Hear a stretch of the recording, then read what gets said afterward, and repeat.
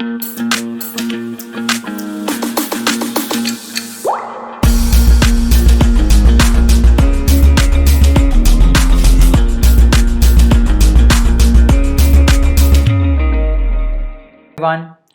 Back to the layman way. तो चलिए जल्दी से अपना लेक्चर कंटिन्यू करते हैं। और लास्ट लेक्चर में हमने कॉम्प्रीहेंशंस को ख़त्म कर दिया था, करेक्ट। तो आज का जो लेक्चर है that is all about short tricks. तो ये पार्ट 1 है वीडियो का। अगर इसमें कवर नहीं हुआ तो हम पार्ट 2 कर लेंगे, बट आई होप इसमें कवर हो जाएगा। बेसिक तो सारे कवर हो जाएंगे। तो शॉर्ट ट्रिक्स, देखो शॉर्ट ट्रिक्स का कंसेप्ट ये है कि शॉर्ट ट्रिक्स ना आजकल यूपीएससी के पेपर में नहीं लग रही हैं, बट मेरा काम है बताना, और मैं वैसी शॉर्ट ट्रिक्स बताऊंगा आपको जो कैलकुलेशन आपकी फास्टर करेंगे, है ना। तो वैसी ही शॉर्ट ट्रिक्स हम देखेंगे। तो कोई ऐसे फॉर्मूला रटने वाली एक आध दो हैं, है ना, बट वो एक्सेप्शंस हैं, तो थोड़े हम देख लेंगे उसको भी साथ में। बट द थिंग इज़ कि हमको करना क्या है इसमें, हमको ये करना है कि हमको कैलकुलेशन भी फास्ट करनी है। तो कैलकुलेशन फास्ट करने वाली जितनी शॉर्ट ट्रिक्स हैं वो सारी मैं आपको बताऊँगा, है ना। तो इसमें हम थोड़ी रेशियोज़ की देख लेंगे एक बार, कैलकुलेशन मिक्सचर्स का हम बाद में देखेंगे। कैलकुलेशंस पे फोकस रहेगा कि कैलकुलेशंस कैसे फास्ट करें, और उसके बाद क्यूब्स, स्क्वायर्स और क्यूब रूट, स्क्वायर रूट्स, ये सब जो होते हैं ना, वो कैसे जल्दी जल्दी कैलकुलेट करने हैं वो सारे देखेंगे, है ना। वो इसमें ही आ जाएगा पार्ट में, मास्टरिंग कैलकुलेशंस में, ठीक है। और उसके बाद हम, और अगर कुछ बचेगा तो इसका सेकंड वीडियो आ जाएगा, है ना। चलो, तो सबसे पहले हम बात करते हैं ब्लड रिलेशंस की। तो ब्लड रिलेशंस के हमने सारे क्वेश्चंस कर लिए हैं, है ना। अब ब्लड रिलेशंस में पहले हम थोड़ा सा रिकैप कर लेते हैं, एक बार फैमिली ट्री देख लेते हैं, है ना। तो फैमिली ट्री में क्या होता है, जैसे फॉर एग्जाम्पल ए और बी मैरिड है आपस में, है ना। तो हमारा ये रहता था, हम लिखते थे पूरा कि A is married to B, है ना, फिर बी इज़ अ सन। इस टाइप से हमने सारे क्वेश्चंस किए हैं, क्योंकि मेरे को आपको रॉ कंसेप्ट बताना था। रॉ कंसेप्ट वो होता है जो आपके दिमाग में बैठ जाता है, ताकि आपको एकदम रूट आप पकड़ लो कंसेप्ट का, है ना। बाद में उसके ऊपर मॉडिफिकेशंस हो तो सही रहता है, बट रूट एकदम स्ट्रांग होना चाहिए, तभी पेड़ ऊपर बढ़ता है ना, तभी पेड़ स्ट्रांग रहता है ना।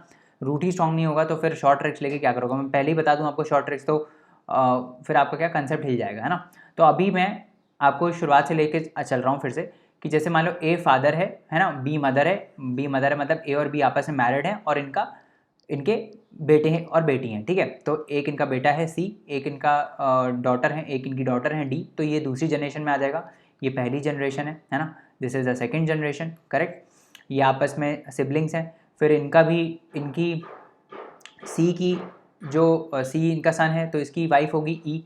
सी और ई आपस में मैरिड है, तो ए के रिस्पेक्ट में ई कौन होंगे, डॉटर इन लॉ, है ना। ई ए जो है, ई जो है वो ए की डॉटर इन लॉ है ना। उसके बाद इनका बेटा होगा तो वो ग्रैंड सन हो जाएगा इनका, है ना। ये सब हम विद रिस्पेक्ट टू ए और बी बात कर रहे हैं, है ना। तो ये इस टाइप से फैमिली ट्री हम बनाते हैं। फिर डॉटर के साइड में जो इनका हस्बैंड होंगे वो इनके क्या हो जाएंगे, सन इन लॉ हो जाएंगे, है ना।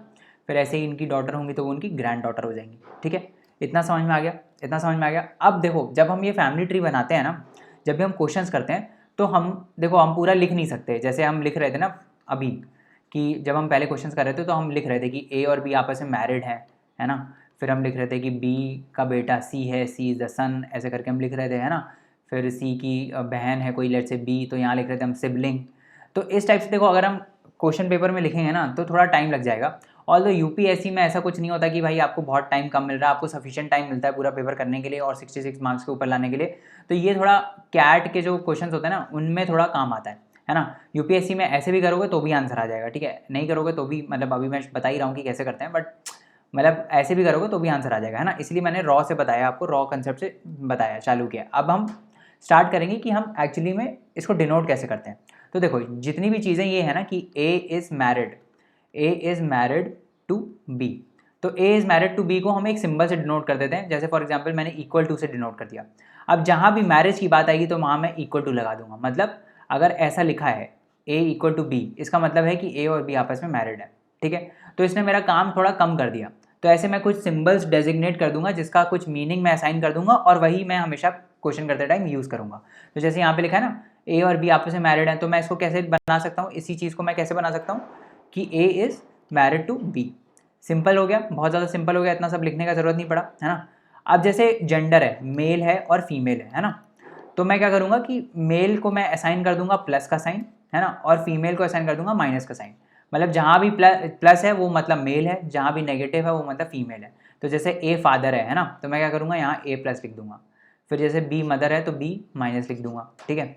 फिर जनरेशन्स को हम ऐसे ही रिप्रेजेंट करते हैं, मतलब एक जनरेशन हो गई, फिर उसके बाद वर्टिकल लाइन बनाते हैं तो दूसरी जनरेशन आ जाती है। अब जैसे इनके बेटे हैं और बेटी है, सन है और डॉटर है ना, तो सन हो गया सी सन हो गया मतलब सी के ऊपर प्लस आएगा, है ना। फिर इसकी बहन होगी डी, तो डी के ऊपर माइनस आ जाएगा। और हॉरिजॉन्टल में सिबलिंग्स होते हैं तो आप जैसे ऐसे भी कर सकते हो कि देखो अब ये तो हमने बता दिया कि मैरिज है तो डबल है ना, या तो मैरिड होंगे सेम उसमें मैरिड होंगे, या तो भाई बहन होंगे, है ना। तो भाई बहन होंगे तो आप सिंगल हॉरिजॉन्टल लाइन से डिनोट कर दो, कपल होंगे तो प्लस से डिनोट कर देना, ठीक है। अब जैसे ये हो गया प्लस में और डॉटर हो गई माइनस में, क्योंकि डॉटर एक फीमेल है ना, फीमेल है, और सी प्लस में है। अब देखो सी की शादी हुई है ई से, है ना, तो मैं कैसे डिनोट करूँगा, सी इक्वल टू ई। इसका मतलब क्या है कि सी और ई आपस में मैरिड है, और ई क्या है, ई फीमेल है, तो ई के ऊपर माइनस आ जाएगा, है ना। ऐसे ही डी के साथ एफ होगा, तो D is married to F, ठीक है, समझ में आया। एफ जो है वो सन है मतलब हस्बैंड है, तो एफ के ऊपर प्लस आ जाएगा। तो कुल मिला के हम कुछ नहीं कर रहे हैं, हम बस ये जो हमने ट्री बनाया है इसको हम सिंबल्स में डिनोट कर रहे हैं, ठीक है, सिंबल्स में हम इसको डिनोट कर रहे हैं और कुछ नहीं कर रहे हैं। अब इनका जो बेटा था दैट वाज जी, तो जी हो जाएगा प्लस, है ना। ऐसे ही इनका डॉटर है एच, तो एच हो जाएगा माइनस में, ठीक है, समझ में आ रहा है। तो sorry for the background noise.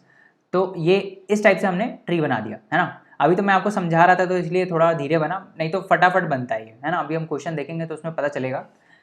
तो कंसेप्ट आपको समझ में आ गया कि हम सिंबल से डिनोट करते हैं, और वो सिंबल्स क्या हैं, what are the symbols. Symbols हैं कौन कौन से, कि अगर मैरिज है मतलब मैरिड हैं दोनों, है ना, तो हम किससे डिनोट करेंगे, इक्वल टू से, ठीक है। अगर मेल है तो हम किससे करेंगे, प्लस से कर देंगे। ऐसे ही अगर फीमेल है तो किससे कर देंगे, माइनस से कर देंगे, ठीक है, समझ में आ गया। ऐसे ही आप अपने खुद के भी सिंबल बना सकते हो। जैसे अब मान लो कोई बोलता है कि भाई सिबलिंग्स होंगे तो हम ऐसे डिनोट करेंगे, ऐसे डबल एरो से डिनोट करेंगे, तो आप कर सकते हो, ऐसे कुछ नहीं है ना। ये तो मैंने खुद के बना दिए, आप भी अपने खुद के बना सकते हो, है ना। ये थोड़ा ईजी हो जाता है इसलिए मैंने बना दिए, तो आप भी खुद के भी बना सकते हो, ठीक है। अब हम थोड़ा आगे बढ़ते हैं, ठीक है। ये सब मैंने आपको बता दिया कि अगर जनरेशन चेंज हो रहा है तो वर्टिकल लाइन आती है ना, मतलब एक जनरेशन से दूसरे जनरेशन पे अगर हम जा रहे हैं, फर्स्ट जनरेशन से दूसरे जनरेशन तक, तो वर्टिकल लाइन से डिपिक्ट करेंगे, और सेम जनरेशन में अगर हम मूव कर रहे हैं तो हॉरिजॉन्टल लाइन से डिनोट करेंगे। समझ में आ गया, इतना समझ में आ गया, हॉरिजॉन्टल लाइन से डिनोट करेंगे, ठीक है। अब हम बढ़ते हैं थोड़ा आगे, ठीक है। अब हम इसका एप्लीकेशन देखते हैं कि इसका एप्लीकेशन कैसे होगा, है ना। तो हम एक फटाफट से क्वेश्चन करेंगे इसका, और जो बाकी हमने प्रैक्टिस क्वेश्चन किए ना उसको आप इससे करके देखना, इस मेथड से, ठीक है। तो ये मेरा काम है शॉर्ट ट्रिक बताना, यहाँ हम प्रैक्टिस नहीं करें क्योंकि प्रैक्टिस हमने ऑलरेडी कर ली है। यहाँ पे मैं बस आपको समझा रहा हूँ कि कैसे करते हैं। अभी क्या लिखा है, a family consist of 8 members MNOPQRSNW, तो 8 मेंबर हैं इसमें, ठीक है। W is wife of M, मतलब W और M मैरिड है आपस में, तो मैं कैसे डिनोट कर लूँगा, W is married to M, ठीक है, समझ में आ गया। अब W इज़ वाइफ लिखा है तो W फीमेल है तो माइनस लिख देते हैं, और M क्या होगा, मेल होगा तो प्लस लिख देते हैं, ठीक है। M is the father of P, तो M P का फादर है, तो मतलब ये जनरेशन चेंज हो रहा है ना, तो P यहाँ पे आ गया।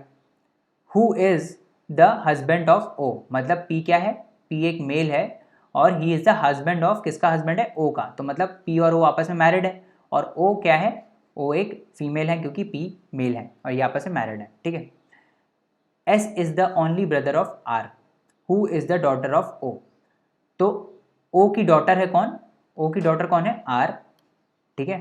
O की डॉटर कौन है, R, डॉटर है मतलब नेगेटिव है, और S is the only brother of R, तो S जो है वो R का ब्रदर है, मतलब ये पॉजिटिव हो जाएगा, और ये आपस में सिबलिंग्स हैं। मान लो सिबलिंग्स को मैं ऐसे डिनोट कर देता हूँ, S और R आपस में सिबलिंग्स हैं, ठीक है।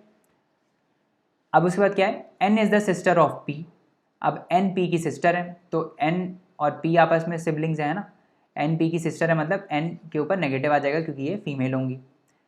N is the sister of P and married to Q, और N और Q आपस में क्या है, मैरिड है, ठीक है।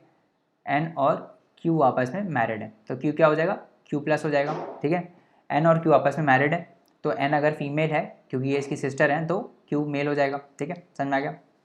ये बन गया हमारा ट्री पूरा जो हम बनाते हैं, ठीक है। अब क्वेश्चन क्या पूछ रहा है, how is Q related to R, Q और R, ये है R और ये है Q, तो Q और R में क्या रिलेशन है, तो देखो क्या रिलेशन है कि भाई R के जो पेरेंट्स हैं, R क्या है, O की डॉटर है, या फिर P और O मैरिड है तो P इसके फादर है ना। अब ये N कौन है, N P की सिस्टर है ना, तो R P के फादर हैं बेसिकली, सॉरी P R के फादर हैं, और P की सिस्टर है N, और N के हस्बैंड है, तो P के रिस्पेक्ट में Q क्या है, मतलब सॉरी, जो पी और क्यू के अगर बीच में मैं बात करूँ तो पी और क्यू में क्या है, सिस्टर का हस्बैंड है ना क्यू, पी की सिस्टर का हस्बैंड है क्यू, है ना, पी की सिस्टर है एन, एन का हस्बैंड है क्यू, तो पी की सिस्टर जो है उनका हस्बैंड है, तो सिस्टर्स हस्बैंड कौन होता है, sister husband is brother in law, है ना, यही तो होता है, यही पढ़ा था ना हमने, वो याद करना है आपको, वो जो चार्ट है ना जो ब्लड रिलेशंस में हमने डिस्कस किया है वो आपको रटा होना चाहिए, ब्रदर इन लॉ, है ना, ये कौन है, ब्रदर इन लॉ, तो पी जो है मतलब क्यू जो है वो पी के क्या हुए, ब्रदर इन लॉ हुए, और पी क्या है, आर के फादर हैं, तो हम ये बोल सकते हैं कि क्यू आर से कैसे रिलेटेड है कि it is father's in law, ये गलत है, बी गलत है, it is not a niece, father's brother in law, है ना, समझ में आ रहा है, क्या है ये, फादर के, आर के जो फादर हैं उसके ब्रदर इन लॉ हैं ये, है ना, समझ में आ रहा है, तो this is fathers brother in law, इसका आंसर क्या हो जाएगा, डी हो जाएगा, है ना, this is wrong, sorry for the mistake, क्या हो जाएगा, ब्रदर्स इन लॉ, फादर्स के ब्रदर इन लॉ, ठीक है, समझ में आ गया। नीस तो किसका होगा, नीस इनके होंगे, मतलब इसके भाई का बेसिकली ये डॉटर है ना, तो नीस उनकी हो जाएंगी, है ना, ये सिस्टर की नीस हो जाएंगी, ठीक है। आगे बढ़ते हैं, how is W related to N, W N से कैसे रिलेटेड है, डब्ल्यू कौन है, ये एन क्या है ये, तो बेसिकली डब्ल्यू और एम आपस में मैरिड है ना, इनके बेसिकली बेटा और बेटी हैं एन और पी, एन इज डॉटर, तो डब्ल्यू क्या है, मदर है एन की, है ना, मदर है ना एन की, तो क्या हो गया आंसर, ए हो गया आंसर, है ना, समझ में आया, सिंपल था, बस वही करना है हमको उसमें, वो एक शॉर्ट ट्रिक मैंने आपको बता दी है ना, कि कैसे आप ब्लड रिलेशन के क्वेश्चन जल्दी कर सकते हो, ये थोड़ा प्रैक्टिस में लाओगे ना तो जल्दी जल्दी होगा, और ठीक है। अब हम देखते हैं एक अलग टाइप के क्वेश्चन जिसमें क्यूब्स आते हैं, तो आपने देखा होगा प्रीवियस ईयर क्वेश्चन में ना ऐसे क्यूब के क्वेश्चन होते हैं जिसमें क्यूब की सारी साइड को पेंट किया जाता है ना, और फिर पूछ लेते हैं इसको हमने काट दिया है कुछ पर्टिकुलर क्यूब्स में, और बताओ कितने एक साइडेड पेंटेड हैं, कितने दो साइडेड हैं, कितने तीन साइडेड हैं, और बच्चे भाई बहुत कंफ्यूज हो जाते हैं इसमें। अब मैं आपको आज के बाद, इसके बाद आप ऐसे चुटकी में क्वेश्चन करोगे इसके क्यूब्स के, है ना, कैसे करोगे बता दे रहा हूँ।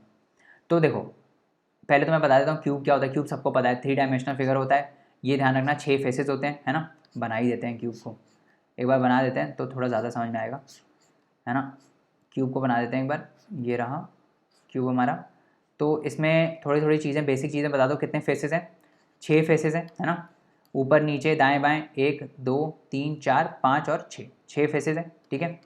एजेस कितनी है, 12, 1 2, ये तो कॉर्नर्स हो गए, एजेस मतलब ये 1 2 3 4, 4 यहाँ पे 4 नीचे, है ना, 4 4 8, फिर और कौन सी हो गई 9 10 11 और 12, 12 एजेस हो गई, ठीक है, 12 एजेस हो गई। और देख लेते हैं कॉर्नर्स कितने हैं, कॉर्नर्स 8 हैं, 1 2 3 4 5, है ना, 6 7 और 8, 8 इसके कॉर्नर्स हैं, ठीक है, समझ में आ गया। तो इसमें 2 टाइप के क्वेश्चन आते हैं, एक तो होता है कि भाई उसमें क्यूब को पलट वलट देते हैं और पूछते हैं कि इसके अपोजिट क्या होगा, उसके अपोजिट क्या होगा, ये वाला, और दूसरे क्वेश्चन होते हैं कि इसको काट दिया जाता है क्यूब को और बोलते हैं कि बताओ कितने साइड पेंटेड हैं, कितने साइड पेंटेड नहीं है ना। तो एक एक करके देख लेते हैं कि कौन कौन से क्वेश्चन हैं ये, है ना, और कैसे करते हैं। तो जो इसका पहला वाला पार्ट है जैसे opposite side of the cube, ये बहुत ही सिंपल रहता है, इसमें कुछ नहीं होता है, इसमें बस विजुअलाइजेशन है और कुछ भी नहीं है। तो आपको बस एक क्यूब को विजुअलाइज करना है, कैसे करोगे, जैसे मान लो ये एग्जाम्पल है, क्वेश्चन देखते हैं, given below are 2 faces of a cube and answer the following, तो एक ही क्यूब के 2 फेसेस हैं ये, ठीक है, ये भी एक फेस है इसका और ये भी एक है, तो दोनों सेम ही क्यूब हैं, ठीक है। तो अभी इसमें आपको क्या पता चल रहा है कि ये यहाँ पे 2 है, यहाँ पे 1 है और यहाँ पे 3 है, ठीक है, और फिर दूसरी फिगर में क्या दिया हुआ है, 3 दिया हुआ है, 1 दिया हुआ है और 5 दिया हुआ है, ठीक है, 3 1 और 5 दिया हुआ है, ठीक है। अभी अब आप इन दोनों अगर फिगर्स को देखोगे तो आपको क्या पता चल रहा है कि भाई 3 और 1 कॉमन है दोनों में, है ना, तो अब ये 3 और 1 पहले ऐसे था, अभी कैसे हो गया, ऐसे हो गया, इसका मतलब अगर मैं ऐसे करूँ, मैं क्या करूँ, इस क्यूब को ऐसे रोटेट कर दूँ, है ना, इस क्यूब को ऐसे रोटेट कर दूँ तो ये आ जाएगा, यही तो आएगा ना, इस क्यूब को अगर मैं ऐसे रोटेट कर दूँ थोड़ा, है ना, तो क्या होगा, ये इधर आ जाएगा, जस्ट अ मिनट, इस क्यूब को आपको क्या करना है, आप विजुलाइज करो, इस क्यूब को आप ऐसे रोटेट कर दो, ठीक है, तो रोटेट करोगे तो क्या आएगा, ऐसे ही बन जाएगा, ये ऐसे बनेगा, तो क्या हो जाएगा, इस क्यूब को अगर मैं रोटेट कर दूंगा तो क्या हो जाएगा, 2 जो पहले यहाँ था वो इधर आ जाएगा, इस फेस पे, किस फेस पे, यहाँ पे देखो, ये वाले फेस पे, पीछे वाले फेस पे आ जाएगा, है ना, पीछे वाले फेस पे आ जाएगा 2, और 1 इधर ही रहेगा, 1 जहाँ है 1 वहीं रहेगा, है ना, यहाँ यहीं रहेगा 1, और 3 कहाँ आएगा, 3 पहले यहाँ था और ऊपर उठ के यहाँ आ जाएगा, है ना। ये वाला जो 3 था वो यहाँ पे आ जाएगा 3, ठीक है। यहाँ पे 1 है, यहाँ पे 3 है, यहाँ 2 है और यहाँ पे क्या दिया हुआ है, 5 दिया हुआ है, ये 5 है, ठीक है, यही तो है, ठीक है। अभी क्या पूछा है, which number would lie opposite to 2, तो 2 के अपोजिट कौन सा है, 5 है, सिंपल है।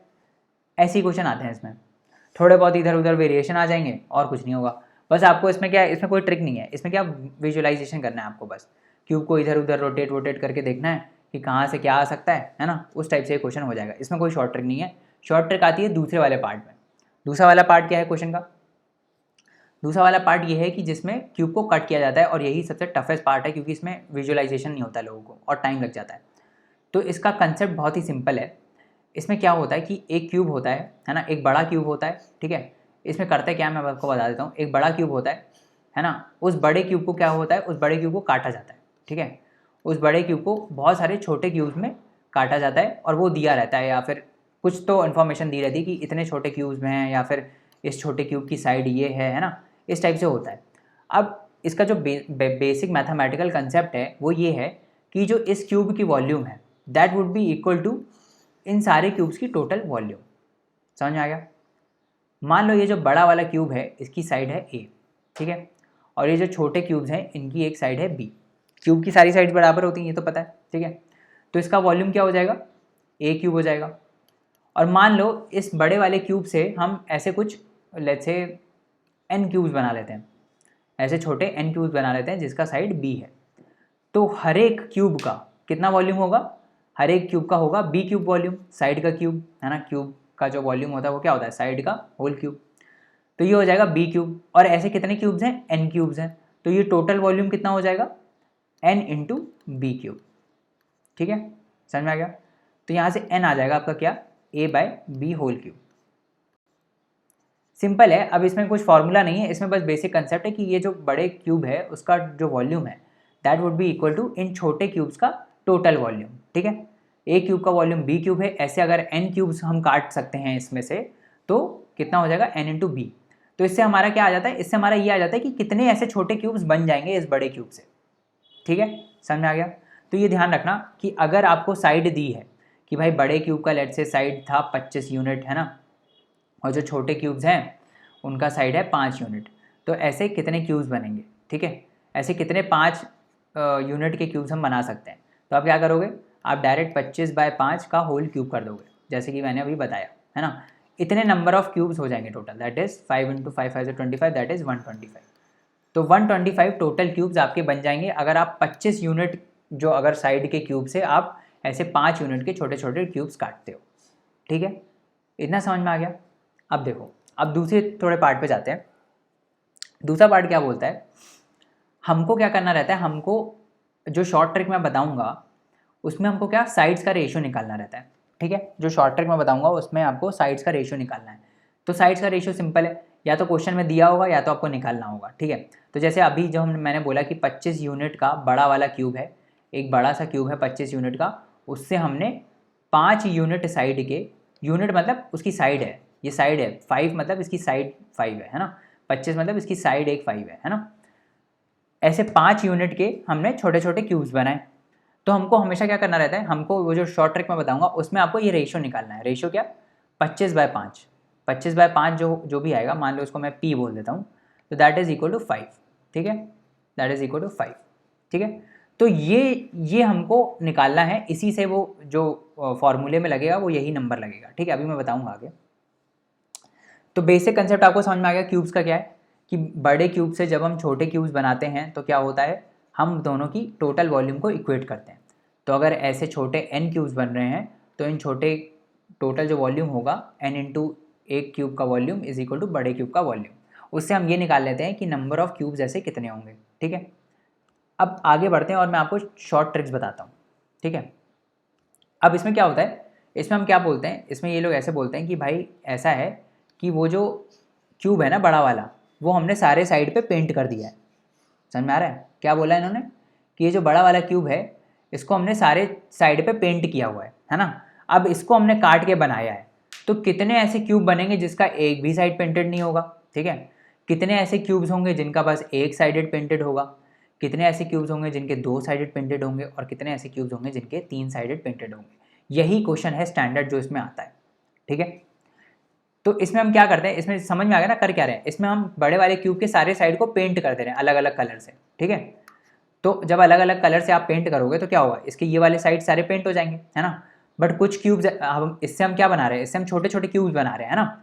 तो इसको अगर आप डिवाइड करोगे, ऐसे करके डिवाइड करोगे छोटे छोटे क्यूब्स में, तो कुछ क्यूब्स पेंटेड होंगे, कुछ क्यूब्स पेंटेड नहीं होंगे, है ना। विजुलाइज कर पा रहे हो, विजुलाइज नहीं भी कर पाओगे तो फॉर्मूला मैं बता दूंगा, बट विजुलाइज करना इंपॉर्टेंट है ना। तो विजुलाइज करना सीखो चीज़ों को। अगर ये क्यूब है मेरे पास, ठीक है,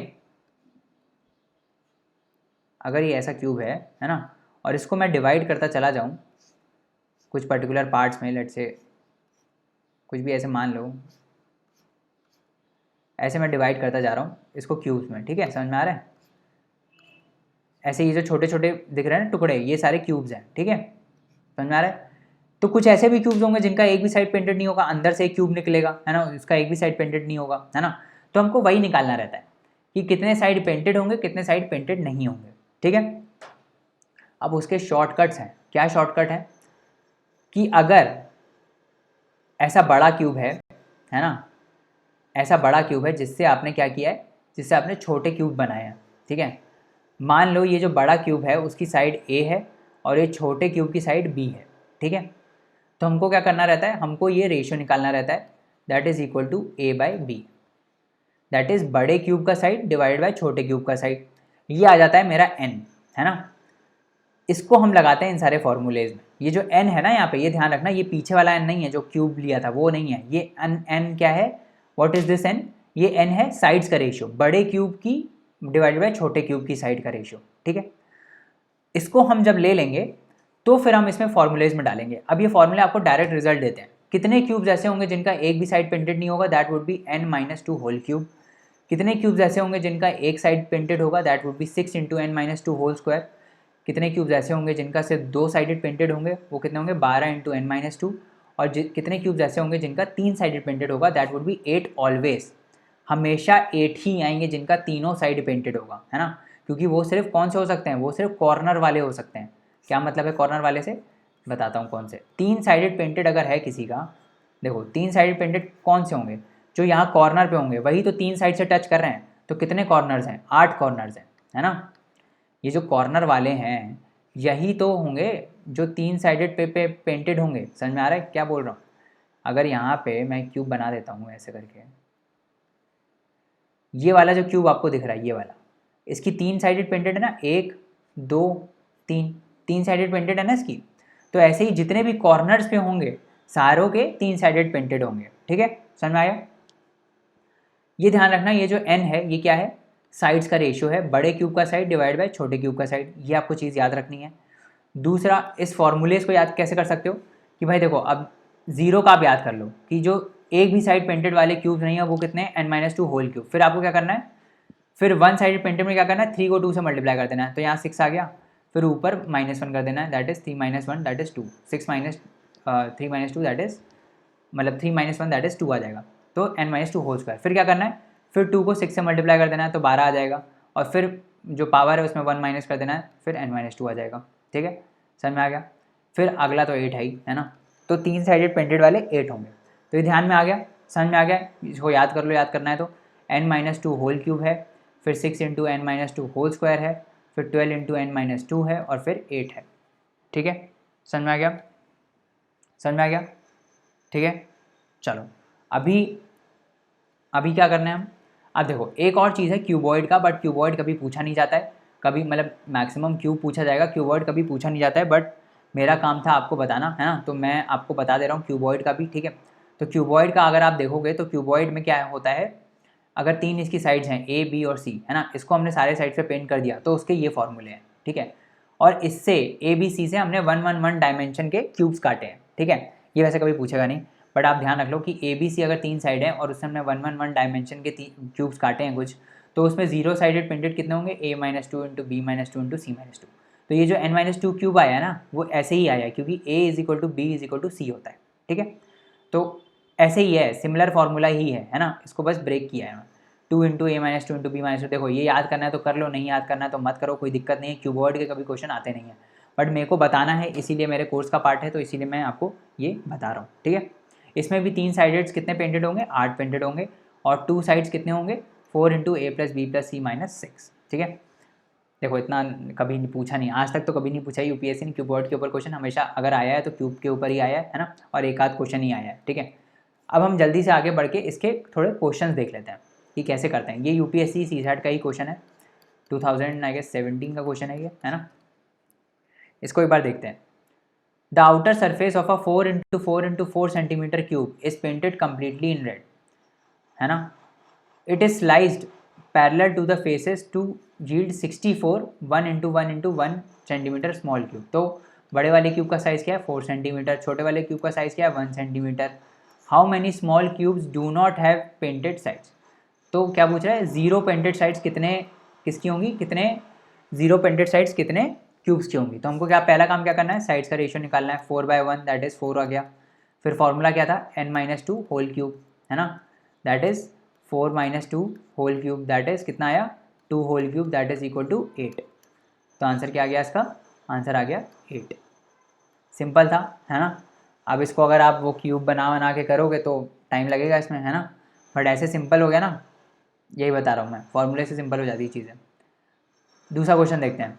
अ cube is varnished with 3 colours on its sides with every colour varnished on 2 opposite faces of the cube. तो 3 कलर हैं, है ना, 3 कलर हैं, और 3 कलर मतलब एक कलर हर 2 साइड पे बनाया गया है, पेंट किया गया है, और उसको बेसिकली क्या किया गया है, 2 साइड पे लगाया गया और सारे क्यूब्स को कलर कर दिया गया, ठीक है। Now the cube is broken into 125 cubes of equal size, ठीक है। तो 125 क्यूब्स बनाए हैं, मतलब जो बड़ा क्यूब है, मान लो अगर उसकी साइड ए क्यूब है ना, ऐसे 125 क्यूब्स बनाए हैं छोटे छोटे, जिनका साइड बी क्यूब होगा, जिनका साइड बी होगा। तो हम क्या करेंगे इसमें, देखो आप कंफ्यूज हो गए होगे अब क्या है इसमें। देखो आपको क्या दिया है, इसमें दिया हुआ है कि हमने 125 क्यूब्स बनाए हैं छोटे छोटे, ठीक है। तो बड़े क्यूब से हमने ऐसे 125 छोटे क्यूब्स बना लिए हैं। तो मान लो बड़े क्यूब का साइज़ ए है, छोटे क्यूब का साइज़ बी है, तो मैंने आपको क्या बताया था कि जो वॉल्यूम होता है बड़े क्यूब का, दैट इज़ इक्वल टू जितने छोटे क्यूब्स होंगे 125 इंटू छोटे क्यूब का वॉल्यूम, है ना, क्योंकि टोटल वॉल्यूम बराबर रहता है ना। तो यहाँ से साइड्स का रेशियो आ जाएगा, a/b होल क्यूब क्या आ जाएगा, इक्वल टू 125। 125 किसका क्यूब होता है, 5 का क्यूब होता है। तो यहाँ से a/b आ गया, कितना आ गया, 5 आ गया। तो साइड्स का रेशियो 5 आ गया, यही तो हमको चाहिए, यही तो हमारा n होता है। 5 साइड्स का रेशियो आ गया 5। अब हमसे क्या पूछ रहा है, देखो साइड्स का रेशियो आ गया 5। अब हमसे क्या पूछ रहा है, how many tiny cubes will be having more than 1 colour. मतलब एक से ज़्यादा कलर, एक से ज़्यादा फेसेस कितने क्यूब्स के पेंटेड होंगे। तो मतलब ये क्या पूछ रहा है कि एक से ज़्यादा क्या होता है, 2 होता है और 3 होता है ना। 4 तो किसी क्यूब का फेस पेंटेड नहीं होगा, हमने देखा था पीछे, देखा था ना पीछे, कहाँ गया, अच्छा इसमें नहीं बताया। तो 4 तो कभी, देखो 4 कभी हो ही नहीं सकता ना, चारों के चारों कभी फेसेस प्रिंट हो ही नहीं सकते, है ना। चारों के चारों से सिर्फ बड़े वाले क्यूब के होंगे, समझ में आ रहा है ना। चारों फेसेस पेंटेड सिर्फ बड़े वाले क्यूब के होंगे। जो छोटे आपने काट के जो क्यूब्स बनाए हैं उसके मैक्सिमम 3 फेसेस ही क्या हो सकते हैं, पेंटेड हो सकते हैं, ठीक है।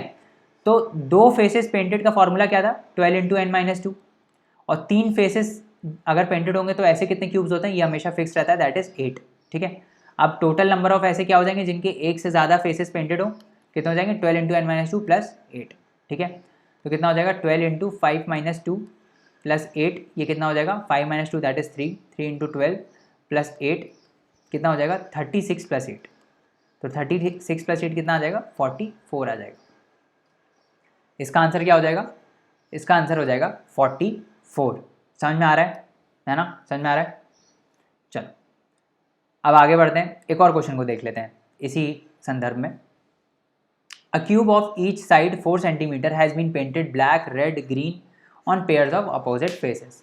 It is then cut into small cubes of each side of 1 centimetre. तो इस साइड्स का रेशियो कितना हो गया, 4 हो गया, 4/1 दैट इज इक्वल टू 4, है ना, ये हो गया। How many small cubes will be there. तो ये तो बहुत ही सिंपल है, 4 का क्यूब कर देंगे तो आंसर आ जाएगा, क्यों, क्योंकि n into 1 cube is equal to 4 cube, है ना। ऐसा क्यों किया, क्योंकि बड़े क्यूब का total volume is equal to total number of cubes into उनका वॉल्यूम। तो ये कितना आ गया, 164 आ गया, है ना। टोटल नंबर ऑफ क्यूब्स कितने आ गए, 164 आ गए, ये अनडैश कर लो, ये साइड्स का रेशियो था, कंफ्यूज ना हो जाओ कहीं। तो टोटल नंबर ऑफ क्यूब्स कितने आ गए, सॉरी 164 नहीं 64, 4 4 16 इंटू 64 है ना, 4 क्यूब इज इक्वल टू 64 है ना, तो कितने आ गए टोटल क्यूब्स 64।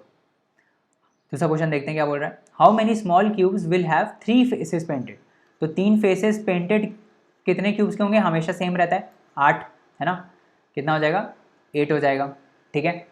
उसके बाद how many small cubes will have only 2 faces painted, 2 faces painted कितने कितने क्यूब्स के होंगे, तो कितने क्यूब्स के होंगे 2 फेसेस पेंटेड, 12 इंटू n-2, तो n कितना है, n है 4, 4 माइनस 2 हो जाएगा 2, 12 इंटू 2 कितना आता है 24, तो कितना हो जाएगा 24, ठीक है, समझ में आ गया। How many small cubes will have only 1 face painted, तो 1 फेस पेंटेड कितने का है 6 into n-2 the whole square, ठीक है, तो 4 माइनस 2 2, 2 का स्क्वायर 4, 4 इंटू 6 दैट इज 6 4 24, तो कितना हो जाएगा आंसर इसमें 24, समझ में आ गया, कितना हो जाएगा 24। सिंपल हो गए क्वेश्चन हमेशा से, है ना, तो ऐसे ही क्वेश्चन करते हैं। अब देखो ये तो मैंने आपको शॉर्ट ट्रिक बता दी जिसमें ये नहीं पूछ रहा है आपसे कि कितने फेसेस ब्लैक हैं और कितने फेसेस रेड हैं। देखो अब क्वेश्चन टफनेस लेवल कैसे बढ़ाया जाता है इसमें कि भाई देखो अब ब्लैक रेड और ग्रीन हमने बता दिया कि ब्लैक रेड और ग्रीन है, अब आपसे ये पूछ लेगा कि कितने ऐसे फेसेस कितने ऐसे क्यूब्स हैं जिसमें रेड और ब्लैक पेंटेड है, ठीक है, या फिर कितने ऐसे फेसेस हैं जिसमें ग्रीन और ब्लैक है। तो इसमें तो देखो सिमेट्री है, तो इसमें आपका ये 2 फेसेस पेंटेड वाला जो चीज़ है वो काम कर सकता है, बट इसमें आंसर सेम नहीं आएगा। क्यों आंसर सेम नहीं आएगा, क्योंकि जब हमने ये निकाला कि ओनली 2 फेसेस पेंटेड, तो इसमें हमने क्या निकाला था, इसमें हमने सारे क्यूब्स ऐसे निकाले, मतलब वो 2 कलर चाहे वो रेड ब्लैक हो, है ना, चाहे वो ग्रीन ब्लैक हो, सब आ गए उसमें, है ना, सब आ गए इसमें। बट अगर मेरे से सिर्फ ये पूछ ले कि रेड और ब्लैक वाले पेंटेड कलर्स कितने हैं, तो ये फॉर्मूले काम नहीं करेंगे, ये ध्यान मतलब ध्यान में रखना है ना। ऑल्दो पूछने का गुंजाइश कम है, बट अगर पूछ लेता है तो ये डायरेक्ट ब्लाइंडली फार्मूला लगा के मत आ जाना। ये फार्मूला तब लगता है जब आपको सिर्फ ऐसे दिया हो कि कितने मतलब कितने ऐसे क्यूब्स होंगे, जब कितने ऐसे क्यूब्स होंगे जिसमें 2 साइडेड पेंटेड हैं, 3 साइडेड हैं, ये नहीं दिया हुआ है कि उस साइड का कलर क्या होना चाहिए, समझ में आ रहा है। जैसे इसमें ब्लैक रेड और ग्रीन दिया ना, तो अगर ऐसे पूछ लिया जाए कि भाई कितने ऐसे क्यूब्स हैं जिसमें रेड और ब्लैक होगा, तो वो आप इससे नहीं बता पाओगे, है ना, वो फिर ये काम नहीं करेगा उसमें, है ना, उसमें फिर आपको देखना पड़ेगा, एनालाइज करना पड़ेगा, ठीक है, समझ में आ रहा है। तो इस टाइप से ये क्वेश्चंस करते हैं, ठीक है। अब थोड़ा आगे बढ़ते हैं और बेसिक्स पे और बात करते हैं, जैसे स्क्वायर्स हैं और क्यूब्स हैं, है ना। तो आपको कुछ स्क्वायर्स और क्यूब्स लर्न करने हैं, जो मैं इसकी शॉर्ट ट्रिक्स वाली PDF बनाऊंगा ना, उसमें ये सारा होगा। मैं उसमें और थोड़े 30 तक डाल दूंगा, 30 के स्क्वायर्स और 30 के क्यूब्स, बट ये आपको 20 तक तो एटलीस्ट याद होने चाहिए। UPSC 20 से ऊपर पूछेगा नहीं, वेरी फ्रैंक, ये आपको कैलकुलेशंस में काम आएंगे, है ना, जल्दी जल्दी कैलकुलेशंस करने में आपको ये काम आएंगे, ठीक है। तो 20 तक के स्क्वायर्स और 20 तक के क्यूब ये आपको याद कर लेने हैं एज इट इज़, ठीक है। इसीलिए मैंने स्लाइड को इंक्लूड कर दिया है इसमें, ठीक है। अभी बताऊंगा क्यों काम आएगा ये। अब कुछ और शॉर्ट ट्रिक्स देखते हैं कि स्क्वायर कैसे निकालते हैं। तो किसी भी नंबर के अगर एंड में 5 है यूनिट डिजिट में, तो उसका स्क्वायर बहुत ही ईजिली आप निकाल सकते हो विदाउट मल्टीप्लाइंग। जैसे मैं आपको एग्जांपल दे देता हूँ, 25 हो गया इंटू 25, इसका स्क्वायर निकालना है ना। 65 का देख लेते हैं, 95 का देख लेते हैं, और देख लेते हैं 125 का देख लेते हैं।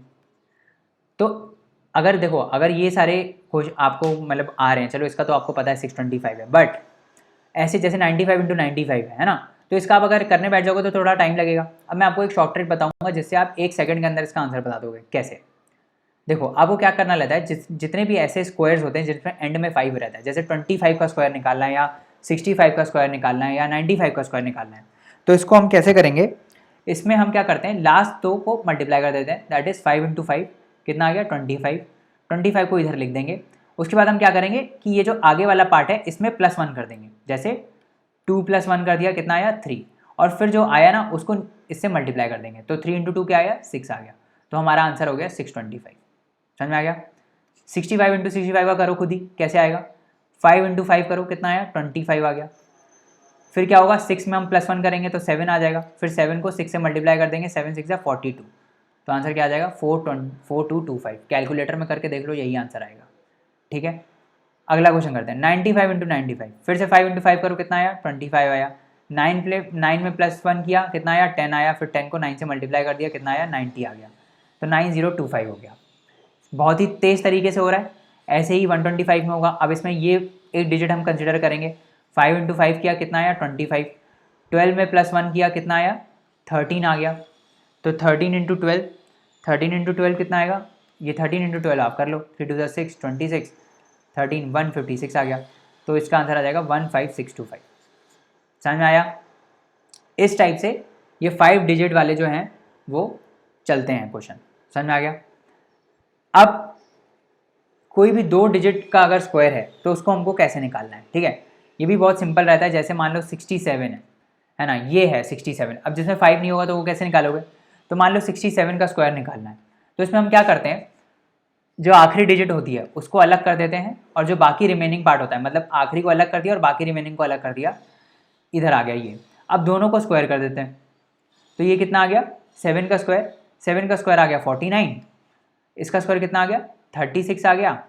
अब हम क्या करते हैं, ये 36 49 आ गया, इसको एक साथ लिख दो, 3649 लिख दिया। अब क्या करना है हमको, ये जो इंडिविजुअल डिजिट्स आई हैं और जो इसकी पावर है वो मल्टीप्लाई कर देनी है, मतलब 6 × 7 × 2, ठीक है। 6 × 7 × 2 कितना आएगा, 7 6 42, 42 × 2 84।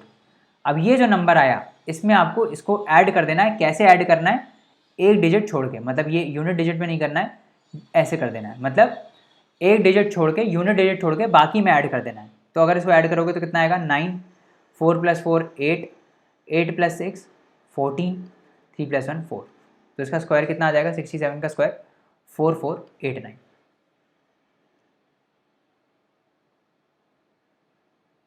कुछ गड़बड़ हुआ क्या?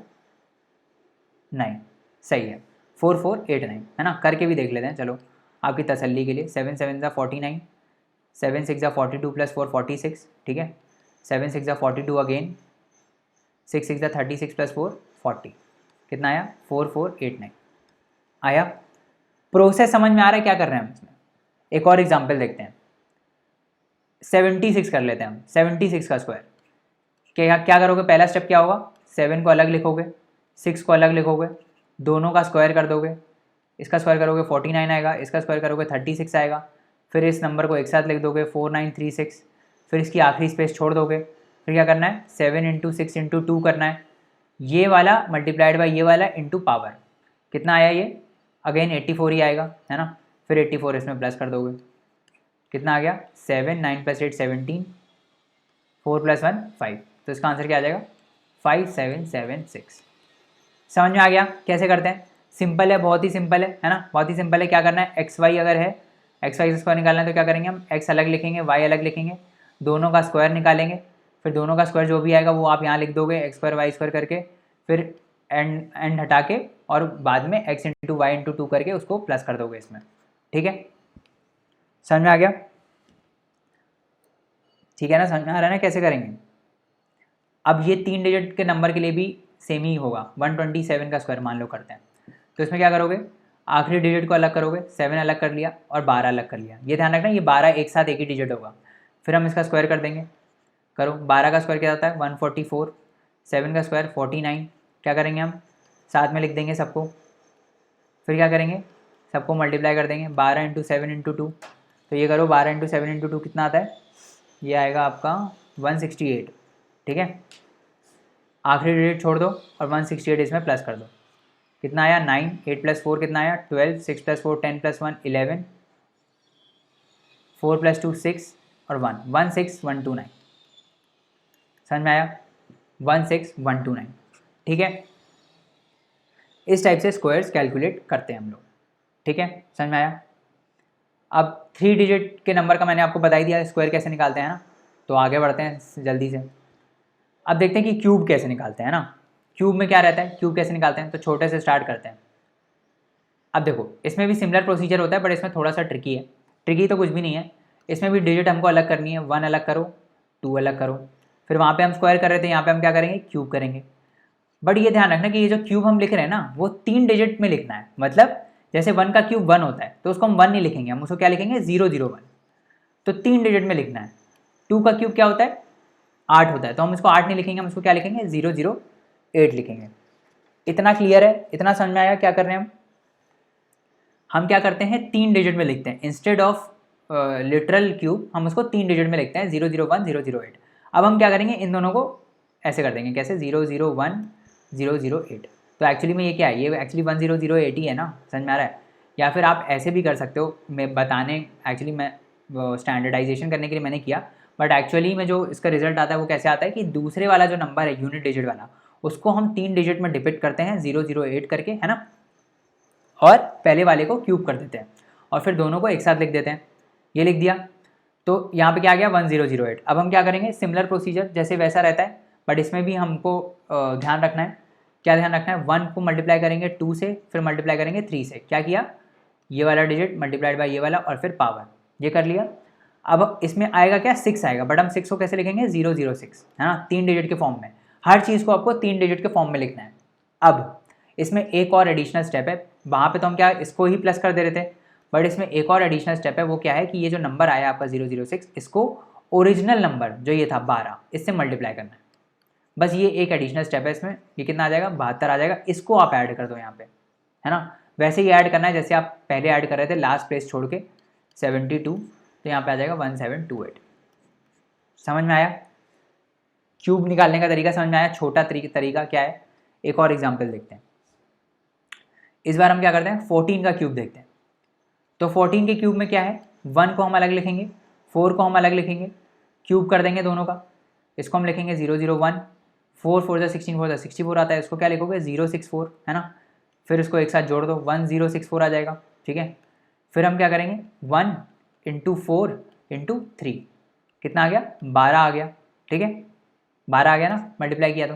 फिर अब हमको एक स्टेप और एडिशनल करना है। इसमें क्या करना है, 12 को ओरिजिनल जो नंबर था 14 उससे मल्टीप्लाई कर देना है ना। 12 को जब आप 14 से मल्टीप्लाई करोगे तो कितना आएगा, अगेन 168 आएगा। पीछे देखा था 12 को 14 से मल्टीप्लाई करोगे तो 168 आएगा, है ना। अब एक जगह छोड़ के 168 प्लस कर दो इसमें, 168 कितना आ जाएगा 4, 6 + 8 कितना आएगा 14, 6 + 1 7, 277 2744। करके देख लो कैलकुलेटर में 14 का क्यूब क्या आता है 2744। करके भी क्या देख लो, पीछे हमने बताया था ना 14 का क्यूब कितना है 2744, ठीक है। समझ में आ गया कैसे कर रहे हैं, है ना। तो इस टाइप से हम निकालते हैं क्यूब, ठीक है। अब हम क्यूब रूट का कंसेप्ट देखते हैं। तो क्यूब रूट निकालने से पहले हम क्यूब्स एक बार लिख लेते हैं। 1 to 9 के पीछे ऑलरेडी मैंने बताया हुआ है, बट एक बार फिर से हम लिख लेते हैं। 1 का क्यूब 1 होता है, 2 का क्यूब 8 होता है ना, ताकि मेरे को आपको कुछ एक चीज़ दिखानी है। 3 का क्यूब क्या होता है, 3 का क्यूब क्या आखिरी में क्या आता है 27 आता है। 4 का क्यूब कितना होता है 64 होता है। 5 का क्यूब 125 होता है। 6 का क्यूब कितना होता है 216 होता है। उसके बाद 7 का क्यूब होता है 343, है ना। उसके बाद 8 का क्यूब 512 और 9 का क्यूब 729, है ना, ये होता है। अब मैं पहले 10 की लिखाऊं तो देखते हैं हम कोई चीज़ नोटिस करते हैं। देखो अब मेरे को एक बताओ कि अब हमको क्या निकालना है, हमको क्यूब रूट निकालना है। क्यूब रूट क्या होता है कि मान लो कोई नंबर है, जैसे मान लो 2504047 या कुछ भी ऐसे, मान लो 472 ऐसा है ना। इसका हमको क्यूब रूट निकालना है। इसका मतलब इसकी पावर हमको 1/3 निकालनी है ना। तो क्यूब रूट मतलब अगर कोई देखो, अगर क्यूब रूट निकालना है तो कोई किसी एक इंटीजर का क्यूब होगा कुल मिला के। इसका क्यूब रूट अगर x है ना, तो इसको अगर हम क्यूब करेंगे, ठीक है, तो ये x क्यूब आएगा, है ना, यही आएगा ना, ठीक है, समझ में आ रहा है। इसका क्यूब रूट अगर x है तो दोनों साइड अगर हम क्यूब करेंगे तो ये जो नंबर है this is equal to x cube, जो भी नंबर है उसका क्यूब। अब यहाँ पे भी ये सिमिलर फॉर्म में लिखा हुआ है ना। इसका मतलब है कि नंबर अगर यहाँ है तो मेरा क्यूब रूट ये है ना, समझ में आ रहा है। अगर मेरे नंबर ये हैं, अगर मेरा नंबर 8 है तो मेरा क्यूब रूट क्या है उसका, 8 का क्यूब रूट क्या होगा 2 होगा, है ना, क्योंकि 2 का क्यूब 8 आता है ना। अगर मेरा नंबर 27 है तो मेरा क्यूब रूट क्या होगा उसका 3 होगा, समझ में आ रहा है, 3 होगा, ठीक है। तो देखो कोई भी नंबर जो 7 से एंड होगा, यहाँ मैं यूनिट डिजिट की बात कर रहा हूँ, ठीक है, 7 है, कोई भी नंबर अगर 7 से एंड होगा तो वो नंबर मतलब उसका जो क्यूब रूट होगा क्या उसके यूनिट डिजिट पे 3 नहीं होगा, बिल्कुल होगा। तो ये ध्यान रखना कि अगर कोई भी नंबर होगा, है ना, जिसका हमको क्यूब रूट निकालना है और उसकी यूनिट डिजिट 7 है, तो उसका जो क्यूब रूट आएगा उसका यूनिट डिजिट क्या होगा, 3 होगा। ठीक है, इतना समझ में आ गया। ऐसे ही हम सबके लिए कर सकते हैं। ठीक है, कैसे कर सकते हैं सबके लिए? अगर मेरा नंबर में 1 है, 1 किस में आता है, एक तो इसमें आता है और किसी में आ सकता है 1 8 7 4 5 6 3 2 9, नहीं 1 अगर है तो मेरा क्यूब रूट क्या आएगा, मेरा क्यूब रूट का यूनिट डिजिट में क्या होगा, 1 होगा। ठीक है, ऐसे ही अगर मेरे नंबर में यूनिट डिजिट में 8 है तो मेरा क्यूब रूट जो आएगा उसकी यूनिट डिजिट में क्या होगा, 2 होगा। इतना समझ में आ रहा है? ठीक है, ऐसे ही अगर मेरा 9 होगा तो यहाँ पे भी 9 होगा। अगर मेरा नंबर में यूनिट डिजिट में 2 होगा तो मेरा क्यूब रूट क्या होगा, उसके यूनिट डिजिट में 8 होगा। ऐसे ही अगर मेरा नंबर के एंड में 3 होगा तो मेरे क्यूब रूट में क्या होगा, 7 होगा एंड में। ठीक है, इतना समझ में आ गया। अब इसके बाद हम आगे बढ़ते हैं और देखते हैं हम कैसे एक्चुअली में निकालते हैं क्यूब रूट। ठीक है, तो मैं एक एग्जांपल ले ले रहा हूँ, 250,047। इसका मेरे को क्या निकालना है, इसका मेरे को क्यूब रूट निकालना है। ठीक है, तो इसका क्या प्रोसीजर रहता है, हम इसमें क्या करते हैं, जिस भी नंबर का हमको क्यूब रूट निकालना रहता है उसके हम लास्ट 3 डिजिट्स को अलग कर लेते हैं। तो इसके 3 डिजिट क्या हैं, 250 है और 047 है, तो लास्ट 3 डिजिट क्या है, 047। ठीक है, अब हम क्या करेंगे, इसकी लास्ट डिजिट को देखेंगे। इसकी लास्ट डिजिट क्या है, 7 है। ठीक है, तो 7 जो है, मैंने अभी आपको बताया था कि अगर यूनिट डिजिट 7 होगी तो, या अगर जो नंबर की यूनिट डिजिट में 7 होगी तो उसके क्यूब रूट में क्या होगा, क्यूब रूट में 3 होगा। उसके क्यूब रूट का जो यूनिट डिजिट होगा वो क्या होगा, 3 होगा। इसका मतलब जो भी मेरा आंसर होगा उसके यूनिट डिजिट में क्या होगा, उसके यूनिट डिजिट में 3 होगा। ठीक है, तो आपको क्या करना है, आपको सीधा सीधा नंबर का लास्ट डिजिट देखना है। जो भी नंबर दिया हुआ है जिसका क्यूब रूट आपको निकालना है उसका आपको यूनिट डिजिट देखना है, उसके हिसाब से आपको जो क्यूब रूट आएगा उसका यूनिट डिजिट बता देना है। तो अगर 7 है यहाँ पे यूनिट डिजिट में तो उसका क्यूब रूट का जो नंबर होगा उसमें यूनिट डिजिट में क्या होगा, 3 होगा। ठीक है, अब इन 3 डिजिट को छोड़ के जो बाकी डिजिट बची, बाकी डिजिट में क्या बचा, 250। अब हम ये देखेंगे कि 250 जो है वो किन के क्यूब्स के बीच में है, किन किन क्यूब्स के बीच में है। तो हमको पता है कि 6 का क्यूब क्या होता है, व्हाट इज 6 का क्यूब, 6 का क्यूब होता है 216, है ना। और 7 का क्यूब क्या होता है, 7 का क्यूब होता है 343। तो इसका मतलब जो 250 है वो 6 क्यूब और 7 क्यूब के बीच में है ना। हमको क्या करना रहता है, हमको बाकी जो नंबर आया है उसको हमको निकालना रहता है कि ये किन 2 कंसेक्यूटिव क्यूब्स के बीच में है। ठीक है, समझ में आया। फिर जो इनमें से छोटा वाला होता है उस नंबर को हम ले लेते हैं। तो इसमें छोटा वाला नंबर क्या है, 6 है, तो यहाँ पे क्या आ जाएगा, 6 आ जाएगा। मतलब ये जो नंबर है ये 63 का एक्चुअली में क्यूब है। ठीक है, हमेशा छोटा वाला ही लेते हैं, ये ध्यान रखना। समझ में आया। एक और एग्जाम्पल देखें, हम एक और एग्जाम्पल देखते हैं तो थोड़ा ज़्यादा समझ में आएगा। एक और एग्जाम्पल देखते हैं, सेकंड एग्जाम्पल देखते हैं। सेकंड एग्जाम्पल क्या बोल रहा है मेरा, 1442 और ले लेते हैं 897। ठीक है, इसका आपको निकालना है क्यूब रूट। तो क्या करोगे, फिर से आखिरी 3 डिजिट अलग करोगे। पहले तो पूरे डिजिट में आप देखोगे कि लास्ट डिजिट क्या है, 7 है। तो अगर लास्ट डिजिट 7 है तो मेरा 3 आएगा यूनिट डिजिट पे क्यूब रूट के, तो 3 आ गया। अब हम लास्ट 3 डिजिट को अलग कर देंगे और बाकी जो नंबर बचेगा उसको हम देखेंगे। तो मेरा नंबर क्या बचा, 1442, क्योंकि नंबर क्या था, 1442897 था।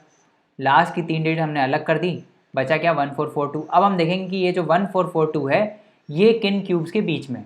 ठीक है, तो अगर आपको क्यूब रूट याद है तो ये है 11 क्यूब और 12 क्यूब के बीच में।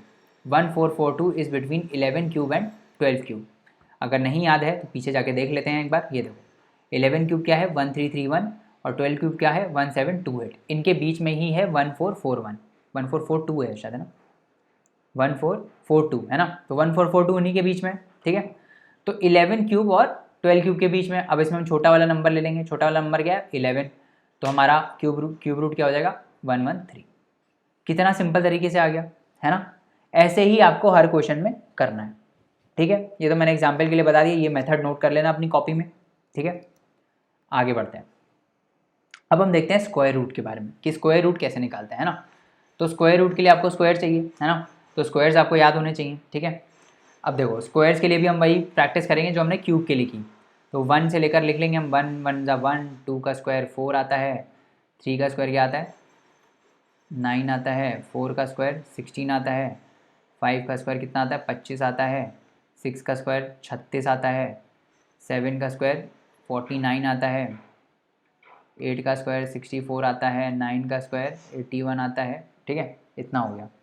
अब देखो, अब अगर वही सेम सिमिलर कंसेप्ट है, ये मेरा नंबर है और ये मेरा स्क्वायर रूट है, तो मेरा अगर नंबर के यूनिट डिजिट पे 1 आ रहा है ना, अगर मेरे नंबर के यूनिट डिजिट पे 1 आ रहा है तो मेरा जो स्क्वायर रूट होगा वो क्या हो सकता है, वो या तो 1 हो सकता है या फिर 9 हो सकता है, क्योंकि 9 के भी स्क्वायर में क्या आ रहा है 1 आ रहा है इधर। तो अगर मेरे नंबर के यूनिट डिजिट पे 1 आ रहा है तो मेरे स्क्वायर रूट में 2 ऑप्शन आ रहे हैं, क्या ऑप्शन है 1 और 9। तो या तो 1 से एंड होगा या तो 9 से एंड होगा, इतना समझ में आ गया। ऐसे ही हम सबके लिख लेंगे। तो 1 अगर मेरा ये नंबर है, नंबर के यूनिट डिजिट पे अगर मेरा 1 आ रहा है तो मेरा जो स्क्वायर रूट होगा उसमें क्या आ सकता है, यूनिट डिजिट पे 1 आ सकता है या फिर 9 आ सकता है। ऐसे ही अगर 4 आ रहा है नंबर के एंड में यूनिट में, तो मेरा स्क्वायर रूट के यूनिट डिजिट में क्या आ सकता है, या तो 8 आ सकता है या तो 2 आ सकता है ना, क्योंकि 8 का स्क्वायर 64 होता है, 2 का स्क्वायर 4 होता है ना। तो या तो 2 आ सकता है या तो 8 आ सकता है। ऐसे ही अगर 9 का हम देखें तो 9 एक यहाँ है एक यहाँ है, तो 9 के में या तो 3 आ सकता है या तो 7 आ सकता है। लिख लेते हैं यहाँ पे 9 के में 3 आ सकता है या तो 7 आ सकता है। ऐसे ही 6 में क्या आ सकता है, या तो 4 आ सकता है और या फिर 6 अगेन आ सकता है ना। तो 6 के केस में 2 आ सकते हैं, 4 या 6। ऐसे ही और कौन सा बचा, 5 के में 5 ही आएगा, है ना। तो 5 के में स्क्वायर में 5 ही आएगा, स्क्वायर रूट का 5 ही होगा, है ना। तो अगर किसी के नंबर के यूनिट डिजिट पे 5 आ रहा है तो उसका स्क्वायर रूट भी 5 से ही एंड होगा, ठीक है। सारे हो गए, कंप्लीट हो गए ना सारे, ठीक है। ये समझ में आ गया, ये कैसे आया। ये अगर 1 है मेरे नंबर के एंड पे तो मेरा स्क्वायर रूट जो है वो 1 और 9 से एंड होगा। अगर मेरे नंबर के एंड पे 4 है तो मेरा स्क्वायर रूट 2 और 8 से एंड होगा। अगर मेरे नंबर के एंड पे 9 है तो 3 और 7 से एंड होगा। और अगर मेरे नंबर के एंड पे 6 है तो स्क्वायर रूट 4 और 6 से एंड होगा। और 5 है तो 5 से होगा। समझ में आ गया। अब हम इसके क्वेश्चन कर लेते हैं, देखते हैं कि कैसे कर सकते हैं। एक एग्जाम्पल लेके देखते हैं। तो एग्जाम्पल लेते हैं, लेट्स से एक स्क्वायर रूट का ही एग्जाम्पल लेते हैं, 7569 7569, ठीक है। इसका हमको स्क्वायर रूट निकालना है। तो हम क्या करेंगे, क्यूब रूट में हम क्या कर रहे थे, लास्ट की 3 डिजिट अलग कर रहे थे। स्क्वायर रूट में क्या करेंगे, लास्ट की 2 डिजिट अलग करेंगे। तो इसको हम अलग कर देंगे, 75 अलग कर देंगे, 69 अलग कर देंगे। तो पहले तो यही देख लो कि यूनिट डिजिट पे क्या है 9 है ना। तो अगर यूनिट डिजिट पे 9 है तो मेरा जो स्क्वायर रूट है उसमें क्या क्या हो सकता है, या तो 7 हो सकता है और क्या हो सकता है, या तो 3 हो सकता है ना। तो या तो मेरे यूनिट डिजिट पे 3 हो सकता है या तो 7 हो सकता है, ठीक है। फिर जो बाकी बचा 75, इसको हम देखेंगे कि ये किन किन स्क्वायर्स के बीच में है। वहाँ पे हम क्या देख रहे थे, किन किन क्यूब्स के बीच में, क्योंकि हम वहाँ पे क्यूब रूट निकाल रहे थे। यहाँ पे हम क्या निकाल रहे हैं, स्क्वायर रूट निकाल रहे हैं। तो हम ये देखेंगे कि किन किन स्क्वायर्स के बीच में है, ठीक है। तो 75 किन किन स्क्वायर्स के बीच में है, 8 8 64 आता है, तो ये 8 हो जाएगा, 8 स्क्वायर, और 9 9 81 आता है, तो 9 स्क्वायर के बीच में है। तो 75 जो है वो 8 स्क्वायर और 9 स्क्वायर के बीच में है। इसमें से हम छोटा नंबर ले लेंगे, ठीक है। अब दुविधा ये है कि इसमें तो 2 नंबर आ जाएंगे, या तो 83 हो सकता है या तो 87 हो सकता है ना। तो इन दोनों में से कोई इसका आंसर हो सकता है। अब हम कैसे निकालें, तो उसमें एक और एडिशनल स्टेप है, वो क्या है, हम ये देखेंगे कि ये जो 75 है ये किससे ज़्यादा क्लोज है। ज़्यादा क्लोज मतलब इनमें से किससे ज़्यादा क्लोज है। जैसे 75 जो है वो किसके किसके बीच में है, 8 8 64 और 9 9 81 के बीच में। तो 75 किन से ज़्यादा क्लोज है, मतलब इनका डिफरेंस निकालेंगे। तो 75 में -64 अगर मैं करूँ तो मेरा क्या आ जाएगा, 11 आ जाएगा, है ना। और अगर मैं 75 - 81 करूँ, मतलब भाई 81 और 75 में मैं डिफरेंस देखूँ तो यहाँ 6 आ जाएगा। तो 75 बेसिकली 81 के ज़्यादा क्लोज है, मतलब ये हायर डिजिट से ज़्यादा पास है ना। तो इसीलिए जो स्क्वायर रूट होगा वो हायर नंबर होगा। इन दोनों में से जो भी बड़ा नंबर होगा वो होगा स्क्वायर रूट, दैट इज़ 87। समझ में आया क्या किया, समझ में आ रहा है क्या कर रहे हैं। रेंज जो हमने निकाली थी उसमें से हम देखेंगे कि ये जो नंबर है वो किसके ज़्यादा पास है। अगर छोटे वाले के ज़्यादा पास है तो हम छोटा नंबर ले लेंगे, अगर बड़े वाले के ज़्यादा पास है तो हम बड़ा वाला नंबर ले लेंगे। समझ में आया? एक और एग्जाम्पल देख लेते हैं। अब हम देखते हैं, एक और एग्जाम्पल देखते हैं ताकि अच्छे से समझ में आ जाए। 7396, ठीक है। अब इसके आखिरी में क्या आ रहा है? 6 आ रहा है। तो मेरा स्क्वायर रूट जो है उसके यूनिट डिजिट पे क्या हो सकता है? या तो 4 हो सकता है या तो 6 हो सकता है ना, यही दोनों चीज़ें हो सकती हैं। अब हम आखिरी की 2 डिजिट अलग करेंगे, ये 73 अलग कर लेंगे। तो 73 किन के बीच में है? अगेन 8 8 ज़ा 64 और 9 9 ज़ा क्या हुआ? 81 हुआ, है ना। हाँ, यही तो अभी तो किया था ये, है ना। तो 73 64 और 81 के बीच में है। अगेन 73 और 64 के बीच में कितने का डिफरेंस है? 9 का डिफरेंस है। और यहाँ कितने का डिफरेंस है? यहाँ पे 8 का डिफरेंस है। तो ये किसके ज़्यादा क्लोज है? ये 81 के ज़्यादा क्लोज है। अगेन क्या हो जाएगा आंसर? बड़ा वाला नंबर हो जाएगा। तो ये देखो, पहली बात तो देखो, अब पहली बार क्या है? 73 बड़ा वाला नंबर होगा इन दोनों में से।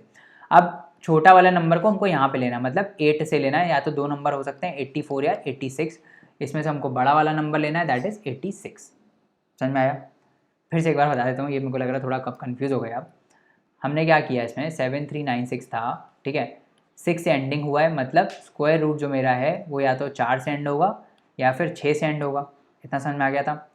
अब हम क्या करेंगे कि हम ये देखेंगे कि 73 किन के स्क्वायर्स के बीच में है। तो हमको पता है ये 8 स्क्वायर और 9 स्क्वायर के बीच में है, क्योंकि ये 64 आता है, ये 81 आता है। तो हम ये जो छोटा नंबर है उसको ले लेंगे, यहाँ से 8 ले लिया, तो स्क्वायर रूट या तो 84 हो सकता है या फिर 86 हो सकता है।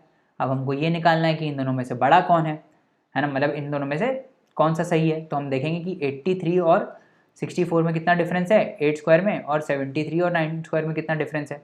तो हमको ये पता चला कि 73 81 के ज़्यादा क्लोज है। तो इसका मतलब बड़ा वाला नंबर हम लेंगे, दैट इज़ 86 हो जाएगा। समझ में आ रहा है? ठीक है, थोड़ा और आगे बढ़ते हैं, ठीक है। आपने स्क्वायर रूट देख लिया, क्यूब रूट देख लिया, स्क्वायर्स देख लिया, क्यूब्स देख लिया, है ना, ये 4 चीज़ें देख ली। अब हम एक बार मल्टीप्लिकेशन पे आ जाते हैं। तो 2 अल्टरनेट नंबर्स को जब आपको मल्टीप्लाई करना है तो आप कैसे बहुत ही ईजिली कर सकते हो, ठीक है। तो मान लो ये 24 इंटू 26 मल्टीप्लाई करना है ना, तो आप करने बैठोगे तो हो सकता है लंबा पड़ जाए। तो हम इसमें एक आइडेंटिटी यूज़ करते हैं, that is a plus b into a minus b is equal to a square minus B square. तो जब अल्टरनेट नंबर होते हैं ना, तो जो बीच वाला नंबर आता है, मतलब 24 और 26 के बीच में कौन सा नंबर आया? 25। तो इसको हम कैसे लिख सकते हैं? 24 को 25 माइनस 1 लिख सकते हैं, है ना। और 26 को कैसे लिख सकते हैं? 25 प्लस 1 लिख सकते हैं। तो ये a minus B into A plus B का फॉर्मेट आ गया, जो कि होता है A square minus B square, that is equal to 25 square minus 1 square, that is equal to 625 minus 1, क्योंकि स्क्वायर तो हमको याद है, दैट इज 624। समझ में आ रहा है? ऐसे ही बाकी सब भी होता है, जैसे 34 और 36, 34 और 36 के बीच में कौन सा नंबर है? 35। तो 35 माइनस 1 इंटू 35 प्लस 1, ठीक है, 35 स्क्वायर माइनस 1, ये आप कर लो, जो आंसर आएगा वो आंसर आ जाएगा आपका। समझ में आ रहा है कैसे कर रहे हैं? कर लेते हैं 30। अब मेरे को याद नहीं 35 का स्क्वायर, बट आपको याद रखना है 5 5 25, क्योंकि मैं पेपर नहीं दे रहा हूँ, आप पेपर दे रहे हो, है ना। 5 15, अगर नहीं भी याद है तो ऐसे कर सकते हो, 5 3 15 प्लस 2 17, 5 3 15, 3 3 9 प्लस 1 10, 1 1 सॉरी 7 प्लस 5 12, तो 1 2 2 5, है ना। 5 7 plus 5 12, 1 plus 1 2, 1 2 2 5, 1 2 2 5 minus 1, that is equal to 1 2 2 4। समझ में आ गया? ठीक है, ऐसे ही ये वाला आप खुद से करो। कौन सा वाला? ये 39 इंटू 41 वाला, इसमें 40 माइनस 1 इंटू 40 प्लस 1 आ जाएगा, 1600 माइनस 1 आ जाएगा, ठीक है। मुँह जवानी कर सकते हो इन क्वेश्चंस को। समझ में आया? अब हम परसेंटेज के शॉर्टकट्स देख लेते हैं, ठीक है। तो परसेंटेज के शॉर्टकट्स में क्या होता है कि जैसे देखो, इसके क्वेश्चन को जल्दी सॉल्व करने के लिए क्या करते हैं, देखो a% ऑफ b हो चाहे b% ऑफ a हो, दोनों सेम रिजल्ट देगा। मतलब a% ऑफ b क्या होता है? a into a by 100 into b, है ना। b% ऑफ a क्या होगा? b by 100 into a, but product तो सेम ही आएगा ना, ab बाई 100, ठीक है। तो ये ध्यान रखना कि a% ऑफ b हो चाहे b% ऑफ a हो, रिजल्ट सेम आता है। अब आप बोलोगे कि इसका महत्व क्या है, हम कहाँ यूज़ करेंगे इसको, तो इसको हम यहाँ यूज़ करेंगे, मैं बताता हूँ। देखो जब भी परसेंटेज आ रहा है ना, परसेंटेज में जब भी आपको कैलकुलेशन ईजी करनी है तो आप हमेशा डबल ज़ीरो को देखो कि भाई 100 कहाँ आ सकता है, क्योंकि परसेंटेज का मतलब ही यही होता है कि हम 100 से डिवाइड करते हैं, है ना। तो आपको क्या करना है, आपको परसेंटेज में ऐसा देखना है कि कहीं न्यूमरेटर में 100 आ जाए, कहीं से 100 आ जाए, तो ये कैंसिल हो जाएगा फिर परसेंटेज इसके साथ, परसेंटेज 100 के साथ कैंसिल हो जाएगा तो मेरा काम बन जाएगा, ठीक है। अब जैसे देखो ये वाला क्वेश्चन है, कौन सा क्वेश्चन है, 32% ऑफ 225, इसको कैसे करोगे। तो 32% ऑफ 225 जो है, ऑफ 225, तो this would yield the same result as 225% of what, 225% of 32, ये भी तो सेम ही चीज़ आएगी ना, a% ऑफ b हो चाहे b% ऑफ a हो, आना तो सेम है। अब 225% ऑफ अगर मेरे को 32 निकालना है तो मैं क्या करूँगा, इसमें हम 100 का मैं चीज़ देखूँगा कि कैसे ये 100 आ सकता है। तो इसको मैं क्या लिख सकता हूँ, 200 + 25, ऐसे भी तो लिख सकता हूँ, 200 + 25% ऑफ 32, ये भी लिख सकता हूँ, है ना। तो क्या हो जाएगा, 200% ऑफ 32 प्लस 25% ऑफ 32। तो आपको पता है जहाँ भी परसेंट आए और 100 आए यहाँ तो कट जाता है, तो ये पूरा कट जाएगा, 2 × 32 64 आ जाएगा, प्लस 25% कितना होता है, 1/4 होता है, 32/4 कितना आ जाएगा, 4 8 32, 64 + 8 कितना हो गया, 72। सिंपल हो गई थोड़ी कैलकुलेशन, है ना। एक और एग्जाम्पल देख लेते हैं, 78% ऑफ 350, 78% ऑफ 350। अब इसको आप नॉर्मल भी कर सकते हो, इसको कैसे लिख सकते हो, 78 को 100 - 22, ऐसे भी तो लिख सकते हो, 100 - 22% ऑफ 350, ऐसे भी लिख सकते हो। तो 100% ऑफ 350 आ जाएगा माइनस 22% ऑफ 350 आ जाएगा, है ना। ऐसे भी कर सकते हो, या फिर दूसरा टेक्निक क्या है, दूसरा कैसे कर सकते हो, दूसरा वैसे ही कर सकते हो कि भाई इसको लिख दो 350% ऑफ 78, फिर इसको आप लिखो 300% ऑफ 78 प्लस 50% ऑफ 78, ये ज़्यादा बेटर हो जाएगा, है ना इस केस में। हाँ देखो 78% ऑफ 350 निकालना है, तो 78% of 350 is also equal to 350% of 78, ठीक है। 350 को हम लिख सकते हैं कैसे, 300 + 50%, ठीक है, ऑफ 78, फिर यहाँ पे क्या आ जाएगा, 300% ऑफ 78 प्लस 50% ऑफ 78।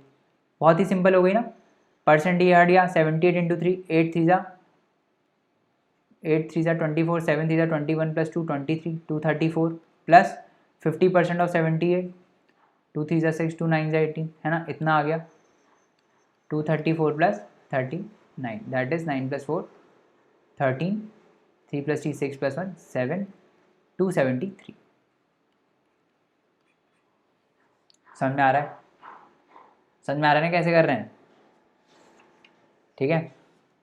तो ये टाइप के परसेंटेज शॉर्टकट्स होते हैं, ठीक है। अब जब 2 ज़ीरोज़ ऑलरेडी है तब हमको कुछ करने का ज़रूरत ही नहीं है, जैसे 150% ऑफ 30, तो इसमें 2 ज़ीरो हमारे ऑलरेडी हैं, तो इसमें बस आप क्या करोगे, 15 × 3 कितना हो गया, 45। समझ में आया, क्योंकि 100 से ये और ये कट जाएगा, है ना। अब ये आप खुद से सॉल्व करो, 28% ऑफ 250 सब तो बताएंगे नहीं, है ना। थंब रूल क्या है कि आपको 100 लाना है किसी तरीके से, परसेंटेज के साथ 100 लाना है, तो वो कट जाएगा, है ना, ठीक है। समझ में आया। अब ये करो 32% ऑफ 6250, इसको सॉल्व करो, कैसे सॉल्व करोगे इसको, करो कैसे सॉल्व करोगे इसको, 32% ऑफ 64 कैसे सॉल्व करोगे, ट्राई करो खुद से एक बार, तो फिर मैं सॉल्यूशन बताऊँ उसका। फिर से इसमें यही करना है, 100% में लाना है, कैसे करोगे, 6000 + 250 % ऑफ क्या, % ऑफ 32, क्योंकि 32% ऑफ 6250 हो या फिर 6250% ऑफ 32 हो, बात तो सेम ही है ना। फिर बस अब तो सिंपल हो गया, 6000% ऑफ 32 आ जाएगा प्लस 250% ऑफ 32 आ जाएगा, है ना। समझ में आ रहा है।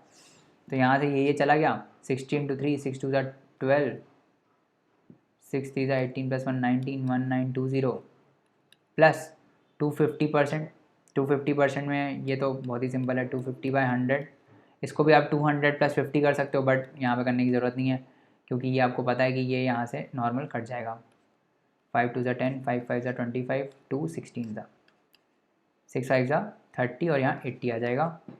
यहाँ पे 80 प्लस कर दो, 0, 8 + 2 10, 9 + 1 10, तो ये क्या आएगा 2000।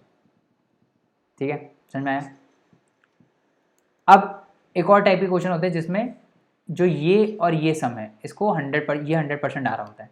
तो जैसे ये वाला क्वेश्चन देखो, इसमें क्या है, इसमें 46% ऑफ 130 एंड 54% ऑफ 110, ये क्या आ रहा है 46 + 54 क्या आ रहा है 100 आ रहा है ना। तो इसमें हमको 100 लाना है किसी तरीके से, तो हम कैसे करेंगे, हम जो छोटा वाला नंबर होता है ना 110, उसको बड़े वाले नंबर को छोटे नंबर के फॉर्म में लिखते हैं। तो 130 को हम लिख देंगे 110 + 20, ठीक है। 46% ऑफ 110 + 20 ये हो जाएगा 130 प्लस 54% ऑफ हाउ मच 110। तो ये और यहाँ पे जब ये मल्टीप्लाई करोगे तो ये कितना हो जाएगा 100% हो जाएगा। 100% इंटू 110 100% प्लस कितना हो जाएगा 46% ऑफ 20। तो ये तो 110 ही आ जाएगा। 100% of anything is that number only, plus 46% of 20 आप निकाल लो, है ना। तो यहाँ पे नॉर्मल आ जाएगा 46 इंटू 20/100, 2 5 जा 10, है ना, यही आएगा ना। तो इस टाइप से ये आपका आंसर यहाँ पे आ जाएगा, पॉइंट में आएगा 5 9 जा 49 पॉइंट समथिंग आएगा, है ना। तो वो 119 पॉइंट समथिंग आ जाएगा। आप कुल मिलाकर कंसेप्ट समझिएगा क्या कंसेप्ट है ना। जब भी ऐसे नंबर होते हैं जिसमें परसेंटेज का जो सम है ये वाले और ये वाले वो 100 आ रहा होता है, तो उसमें हम क्या करते हैं, बड़े वाले नंबर को छोटे वाले नंबर के फॉर्म में एक्सप्रेस कर देते हैं ताकि 100% आ जाए, है ना। अगर 200 होता है तो भी क्या होता है, तो भी सेम ही होता है, तो भी कुछ नहीं होता है, तो भी हम वही काम करते हैं, बस 2 का मल्टीप्लिकेशन हो जाएगा। कैसे, 126% ऑफ 139 को आप क्या लिखोगे 129 + 10, है ना, और फिर 74% ऑफ 129। तो यहाँ पे क्या हो जाएगा, ये है और दूसरा क्या है 126% ऑफ 129, है ना। तो 129 इंटू 200% आ जाएगा, तो यहाँ पे 2 से मल्टीप्लाई हो जाएगा क्योंकि 200% तो 2 होता है, ट्वाइस हो जाएगा, प्लस 126% ऑफ 10, सिंपल है, आ जाएगा। ठीक है, तो इस टाइप से आप चीज़ें सिंप्लीफाई करते हो। समझ में आ गया। तो आज के लेक्चर के लिए इतना रहने देते हैं, है ना। बाकी अगर जो कंसेप्ट्स हैं कुछ बच्चे हैं वो अगले लेक्चर में कर लेंगे, है ना। Thank you so much, please leave us a review on Google. अगले लेक्चर में मिलते हैं, तब तक के लिए bye bye and take care.